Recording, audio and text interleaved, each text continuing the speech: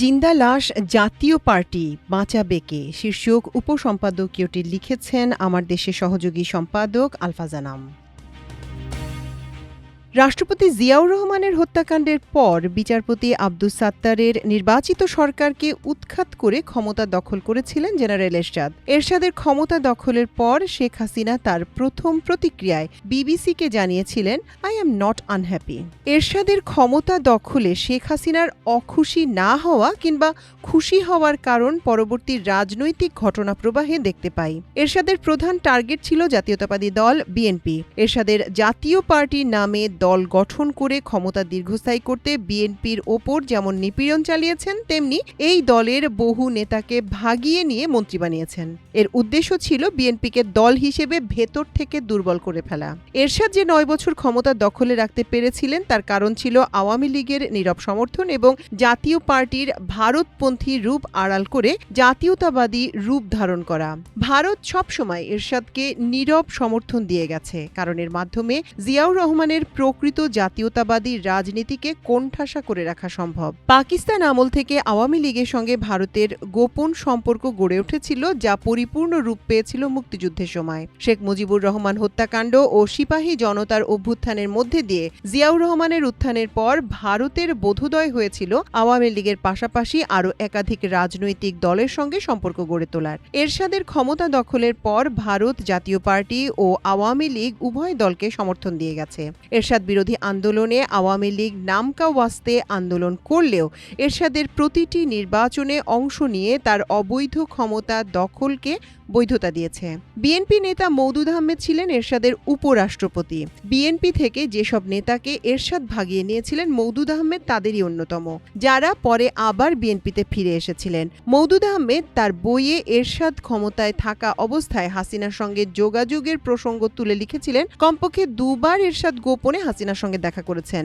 একবার তিনি হাসিনাকে লং ড্রাইভে নিয়ে যান এবং তাকে আশ্বস্ত করেন শেখ মুজিবকে সরকারিভাবে জাতির পিতা হিসেবে পুনঃপ্রতিষ্ঠিত করা হবে, মুজিব হত্যাকারীদের বিচারের ব্যবস্থা করা হবে। ভারতের ধারণা ছিল কোনো সময় এরশাদের ক্ষমতায় অবসান ঘটলে আওয়ামী লীগ ক্ষমতায় আসবে। এ কারণে এরশাদের পতনের পর ভারতের নীতি নির্ধারকরা আওয়ামী লীগ ক্ষমতায় আসছে এমন প্রস্তুতি নিয়েছিলেন, কিন্তু 91 সালের নির্বাচনে সব হিসাব নিকাশ পাল্টে যায়। এরপর বিএনপি বিরোধী রাজনীতিতে আওয়ামী লীগকে ছায়ার মতো অনুসরণ করে জাতীয় পার্টি। এর প্রতিদান হিসেবে 96 সালে আওয়ামী লীগ সরকার গঠন করলে জাতীয় পার্টি থেকে মন্ত্রী করা হয়। এ সরকারের নাম দেওয়া হয় ঐক্যমত্যের সরকার। 2001 থেকে 2007 সাল পর্যন্ত 4 দলীয় জোট সরকারের বিরুদ্ধে আন্দোলনে 14 দলীয় জোটের অংশীদার ছিল জাতীয় পার্টি। জেনারেল মঈনের ছদ্মবেশে সামরিক অভ্যুত্থানের মাধ্যমে কথিত সেনা সমর্থিত সরকার গঠন করা হয় 2007 সালের জানুয়ারি মাসে। এ সরকারের সময় সুবিধাজনক অবস্থানে ছিলেন এরশাদ। অনেক বিশ্লেষক মনে করেন সেনা সমর্থিত সরকারের সঙ্গে আওয়ামী লীগের সম্পর্ক নির্ধারণের গুরুত্বপূর্ণ ভূমিকা পালন করেন জেনারেল এরশাদ। এ কারণে আমরা দেখি 2008 সালে নির্বাচনের পর হাসিনার মন্ত্রিসভায় জাতীয় পার্টির অংশগ্রহণ বাড়ে। দলের সবচেয়ে প্রভাবশালী দুই নেতা জিএম কাদের ও আনিসুল ইসলাম মাহমুদ মন্ত্রিসভায় স্থান পান। 2008 সালের এই মন্ত্রিসভায় কারা স্থান পাবে তা নির্ধারণ করেছিল ভারত সরকার। এই নির্বাচনের পর থেকে আওয়ামী লীগ ও জাতীয় পার্টি দুটি দলের উপর দিল্লির পুরো কর্তৃত্ব প্রতিষ্ঠিত হয়। জাতীয় পার্টিকে শুরু থেকে ভারত সমর্থন দেওয়ার প্রধান কারণ ছিল বাংলাদেশের রাজনীতিতে বিএনপির ভূমিকা খর্ব করা। আওয়ামী লীগ দ্বিতীয় দফা ক্ষমতায় আসার পর থেকে ভারত এই পরিকল্পনা বাস্তবায়নে মনোযোগী হয়। তত্ত্বাবধায়ক সরকার ব্যবস্থা বাতিল করার পর বিএনপির নেতৃত্বাধীন বিরোধী জোট 2014 সালে নির্বাচন বর্জন করে। এরশাদের ধারণা ছিল বিরোধী দলের আন্দোলন ও পশ্চিমা চাপের এই নির্বাচন হবে না, ফলে এরশাদ নির্বাচনে না যাওয়ার সিদ্ধান্ত নেন। অন্যদিকে বিএনপি ও জামায়াতে ইসলামীর রাজনীতির দৃশ্যপট থেকে সরিয়ে দেওয়ার জন্য দিল্লি এ সময়কে সুবর্ণ সুযোগ হিসেবে বিবেচনা করে। পরিকল্পনা নেওয়া হয় সংসদে প্রধান বিরোধী দল হবে জাতীয় পার্টি। ভারতের পররাষ্ট্র সচিব সুজাতা সিং ঢাকায় এসে এরশাদকে নির্বাচনে অংশ নেওয়ার নির্দেশ দেন। দিল্লির সিদ্ধান্তের বাইরে যাওয়া এরশাদের পক্ষে সম্ভব ছিল না। 2014 সালের নির্বাচনে যে 153 জন বিনা প্রতিদ্বন্দ্বিতায় নির্বাচিত হন তার মধ্যে জাতীয় পার্টির প্রার্থীরাও ছিলেন। নির্বাচনের পর জাতীয় পার্টি একই সঙ্গে সরকার ও বিরোধী দলের আসনে বসে। সংসদীয় রাজনীতির ইতিহাসে হাসিনা এরশাদ এমন এক সরকার গঠন করেন যার নজির দুনিয়াতে পাওয়া যাবে না। এরশাদের স্ত্রী জাতীয় পার্টির নেত্রী রওশন হন বিরোধী দলের নেতা। জাতীয় পার্টির ৩ নেতা আনিসুল ইসলাম মাহমুদ, মুজিবুল হক চুন্নু ও মশিউর রহমান রাঙা হন মন্ত্রী, আর পার্টির চেয়ারম্যান হোসেন মোহাম্মদ এরশাদ হন মন্ত্রীর পদমর্যাদায় প্রধানমন্ত্রীর বিশেষ দূত। কার্যত দিল্লির পরিকল্পনায় হাসিনা এরশাদ দেশকে পিঠা ভাগের মতো ভাগ করে নেন। এরপর দেশে আরও 2টি একতরফা নির্বাচন হয়েছে, একটি 2018 সালে রাতের ভোটের নির্বাচন, অন্যটি 2024 সালের আমিডামি নির্বাচন। এই 2 নির্বাচনে দিল্লির ইচ্ছা পূরণ করেছে জাতীয় পার্টি। এরশাদের মৃত্যুর মধ্যে দিয়ে জাতীয় পার্টির রাজনৈতিক মৃত্যু ঘটে। এরপর রওশন ও জিএম কাদের দেবর ভাবির মধ্যে প্রতিযোগিতা চলে হাসিনাকে তুষ্ট করার।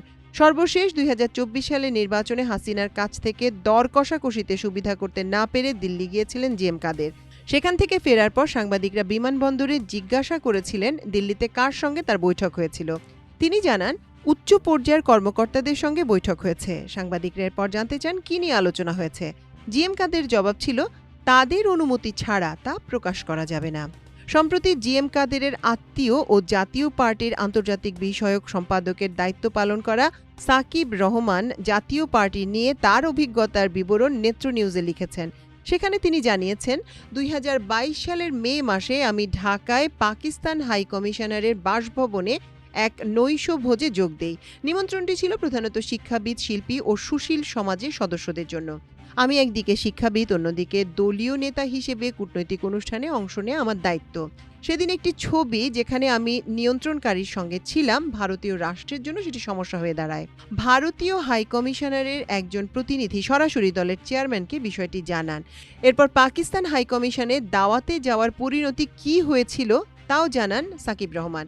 তিনি লেখেন, অনেকদিন ধরেই গুঞ্জন ছিল ভারত জাতীয় পার্টি ও দলটির চেয়ারম্যানের উপর প্রভাব বিস্তার করে, বিশেষ করে যখন দলটি স্বৈরাচারী আওয়ামী লীগের সর্ববৃহৎ জোটসঙ্গী বা সংসদে বিরোধী দল ছিল। কাদের কখনো ভারত সফরে তার সঙ্গে ভারতীয় প্রতিনিধিদের বৈঠকের বিবরণ আমার সঙ্গে ভাগাভাগি করেননি। তবু আমি অবাক হলাম, অনিমেষের হস্তক্ষেপে কাদেরের ঘুম হারাম হয়ে যায়। অনিমেষ তাকে একটি বার্তা পাঠান, যা কাদের আমাকে ফরওয়ার্ড করেন। স্যার, ব্যাপারটি আমাদের দেশে গুরুতরভাবে নোট করা হয়েছে, বাকিটা আপনার সিদ্ধান্ত, শুভেচ্ছা। কাদের আমাকে জানান, তাকে স্পষ্টভাবে বলা হয়েছে আমাকে সরাতে হবে। আমাকে শুধু আন্তর্জাতিক সম্পাদক পদ থেকেই নয়, দলের আইটি সিস্টেম ও ওয়েবসাইট থেকেও মুছে ফেলা হয়। আমার সাধারণ সদস্য পদও বাতিল করা হয়। জাতীয় পার্টি মূলত ভারতের নিয়ন্ত্রিত একটি রাজনৈতিক দল, যার কাজ হচ্ছে বাংলাদেশের রাজনীতিতে ভারতের প্রভাব বজায় রাখা। জাতীয় পার্টি তৈরি হয়েছিল দলছুট ও ধূর্ত রাজনীতিকদের নিয়ে। যখন দেশের রাজনৈতিক পরিস্থিতি জটিল হয়ে ওঠে তখন এরা কোনো না কোনোভাবে দৃশ্যপটে আসে। 5 আগস্ট হাসিনার পতন ও পলায়নের পর ফ্যাসিস্টের দোসর হিসেবে জাতীয় পার্টির নেতারা ছিলেন ভীত, সন্ত্রস্ত। কিন্তু সেনা ভবন ও বঙ্গভবনে ঠিকই তারা আমন্ত্রণ পান। এর প্রধান কারণ, হাসিনার পতনের পর দিল্লি খুব দ্রুত তার বি টিমকে সক্রিয় করে তোলে। বঙ্গভবনে জিএম কাদের সেনা শাসন জারির পরামর্শ দিয়েছিলেন। সেখানে উপস্থিত নেতারা তার তীব্র প্রতিবাদ করলে জিএম কাদের চুপ হয়ে যান। কিছুদিন থেকে জাতীয় পার্টি আবার সক্রিয় হয়ে উঠেছে। জিএম কাদের একাধিকবার বলেছেন, আগামী নির্বাচনে আওয়ামী লীগ ছাড়া অংশগ্রহণমূলক নির্বাচন হবে না। ছাত্র অভ্যুত্থানে নেতৃত্ব দেওয়া ছাত্র নেতাদের পক্ষ থেকে ফ্যাসিস্ট আওয়ামী লীগের দোসর হিসেবে জাতীয় পার্টির রাজনীতি নিষিদ্ধের দাবি করা হচ্ছে অভ্যুত্থানের পর থেকে। এ দাবির সবচেয়ে বেশি সোচ্চার ছিলেন গণ অধিকার পরিষদের নেতা ও ডাকসুর সাবেক ভিপি নুরুল হক নূর। জাতীয় পার্টির অফিসের সামনে গণ অধিকার নেতাদের সঙ্গে একাধিকবার সংঘর্ষ হয়েছে, কিন্তু সম্প্রতি সেনা পুলিশ নুরুর উপর হামলা চালিয়ে গুরুতর আহত করেছে। এটি কোনো স্বাভাবিক ঘটনা নয়। এরপর জাতীয় পার্টির নেতারা হুমকি দিচ্ছেন, আঘাত এলে প্রত্যাঘাত করা হবে। এমনকি জাতীয় পার্টির মহাসচিব ও বিনা ভোটের এমপি শামীম হায়দার পাটোয়ারি বলেছেন, গণতন্ত্রের স্বার্থে জাতীয় পার্টিকে রক্ষা করার দায়িত্ব বিএনপির। তার এই মন্তব্য রাজনীতিতে নানা প্রশ্নের জন্ম দিয়েছে। অবশ্য বিএনপি নেতা রুহুল কবির রিজভী বলেছেন, বিএনপি কেন জাতীয় পার্টির দায়িত্ব নেবে। তিনি আরও বলেন, যারা ফ্যাসিবাদকে সমর্থন ও ফ্যাসিবাদের বয়ানে সুর মিলিয়েছে তাদের আইনের আওতায় নিয়ে আসা উচিত। জনগণ তাদের বিচার দেখতে চায়। বাংলাদেশে দিল্লির অন্যতম রাজনৈতিক এজেন্ডা হলো জাতীয় পার্টিকে সক্রিয় রাখা। আগামী নির্বাচনে ইসলামপন্থীরা যাতে বিরোধী দলের আসনে বসতে না পারেন সে ব্যাপারে পর্দার আড়ালে নানা মেরুকরণের চেষ্টা চলছে। এতে সামনে আসছে জাতীয় পার্টি। বিভিন্ন দলের মধ্যে থাকা বাম প্রভাবিত এলিট রাজনীতিকরা চান না ইসলামপন্থীরা এই দেশের রাজনীতিতে শক্ত অবস্থানে থাকুন। জাতীয় পার্টির ভারত কানেকশন ও ক্ষমতার রাজনীতিতে সম্পৃক্ত থাকার কারণে এলিটদের সঙ্গে জাতীয় পার্টির নিবিড় যোগাযোগ আছে। এছাড়া বিভিন্ন দলের মধ্যে থাকা গুপ্ত বাম ও সাবেক বামরা এক ধরনের ক্রনিক ইসলামোফোবিয়ায় ভোগেন। এ কারণে ইসলামপন্থীদের চেয়ে জাতীয় পার্টির প্রতি তারা সহানুভূতিশীল। নিপীড়নকারী জাতীয় পার্টির ব্যাপারে বিএনপির অবস্থান কী হয় তার উপর নির্ভর করছে দলটির ভবিষ্যৎ রাজনীতি। ৫ আগস্টের আগে উত্তাল সময়ে শেখ হাসিনার ফাঁস হওয়া এক টেলিফোন আলাপে তিনি জাতীয় পার্টিকে জিন্দা লাশ বলে উল্লেখ করেছিলেন। এখন এই জিন্দা লাশকে জীবন দেওয়ার ঝুঁকিপূর্ণ দায়িত্ব বিএনপি নেবে কিনা তাই দেখার বিষয়।